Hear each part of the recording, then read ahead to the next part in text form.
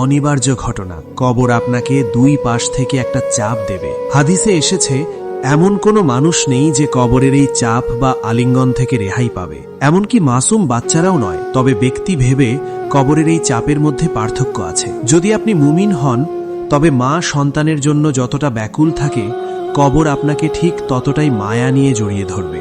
বহুদিন পর বিদেশ থেকে ফেরা সন্তানকে মা যেভাবে বুকে জড়িয়ে ধরে শান্তি পান, কবর আপনাকে সেভাবেই আলতো করে চাপ দেবে। কিন্তু যদি আপনি আপনার রবের অবাধ্য বান্দা হন, তবে মাটি দুই পাশ থেকে আপনাকে এমনভাবে চেপে ধরবে যে এক পাঁজরের হাড় অন্য পাঁজরের হাড়ের ভেতরে ঢুকে যাবে। আপনি তখন খুবই চিৎকার করে আর্তনাদ করে উঠবেন, কিন্তু মাটির পুরো দেওয়াল ভেদ করে সেই চিৎকার বাইরে যাবে না। আপনি এখন সম্পূর্ণ একা, একেবারেই সঙ্গীহীন, একদমই আলোহীন।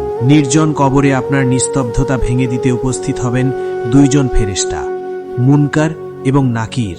তাদের চেহারা এত ভয়াবহ যে হাদিস শরীফে বলা হয়েছে তাদের